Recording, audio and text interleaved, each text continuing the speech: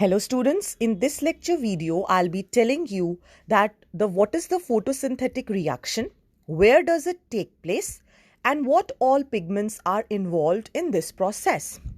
So there was a scientist, Cornelius van Niel. What he did, he essentially gave one common reaction, whether it is a bacterium or it is algae or a green plant, where this reaction, how it takes place.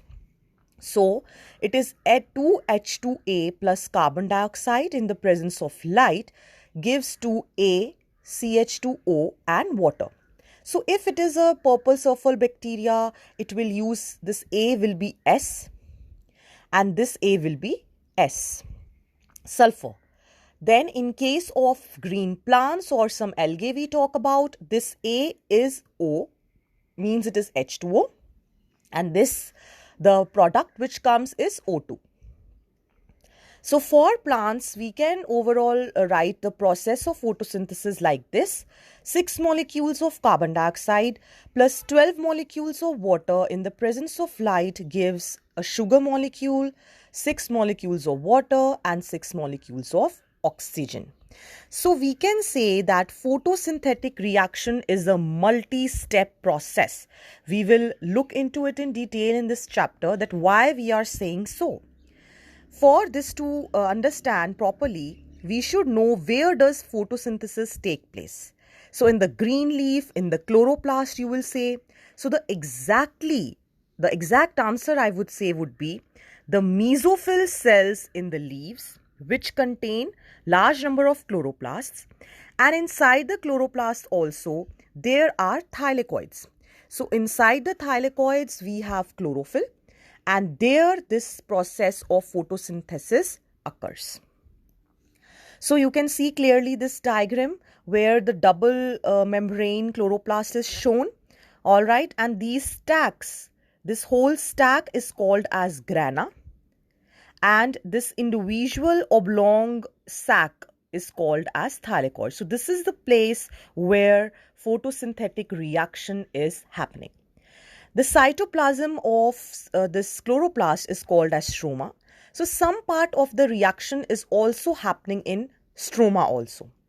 Then these thylakoids are connected with each other with stroma lamellae. Here also some part of reaction will happen. So in the chapter we will see that what is happening inside thylakoid, what is happening inside stroma and in the stromal lamellae. So as we said that photosynthesis is a multi-step process. So there are actually two sets of reactions which are happening in photosynthesis. And that is called as light reaction and dark reaction. See, it is a misnomer to say that dark reaction happens in absence of light. Actually, dark reaction means that in the presence of light, what is produced? It is a photochemical reaction which produces ATP and NADPH molecules. All right.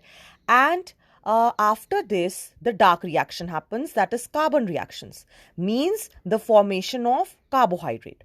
The formation of carbohydrate, that is glucose, requires this energy. So that is why it is called, just to differentiate, it is said it is a dark reaction. All right.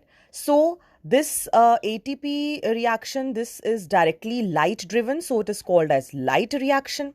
And next one, which is utilization of this, is not light driven. So just to distinguish between two, it is called as dark reaction. So basically, which system is responsible for absorbing the light and converting it into ATP and in NADPH? That is the membrane system of the chloroplast. All right. So you can say that in stroma actually some enzymatic reactions are happening which synthesize sugar, that is carbohydrate, glucose, which can be formed in the form of starch as a reserve food material for the plant. So you can say that dark reaction occurs in stroma and the light reaction, it occurs in thylakoid, the membrane system which we are talking about. Okay, so remember these two differences. Next, coming to what are the pigments? Is it only chlorophyll, or there are some other pigments which are involved in photosynthesis? So actually, not only chlorophyll, there are different types of chlorophyll and other pigments. Chlorophyll A, chlorophyll B, xanthophylls and carotenoids. We have seen in virtual lab that through paper chromatography how these pigments which are different in color can be separated out. So these graphs are essential to understand, which will tell us which is the major pigment and which are accessory pigments.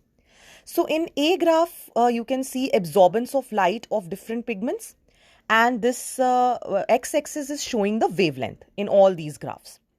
So you can see chlorophyll B is represented by green line, carotenoids by yellow color, and chlorophyll A by blue. In the B graph, you can see the oxygen level is measured. So you can see the highest oxygen is at this level, means if you just extrapolate it will come with chlorophyll A. Similarly here, along with chlorophyll A.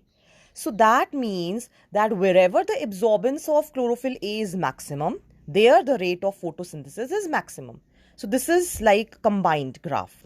So that clearly shows that chlorophyll A is the main molecule for photosynthesis.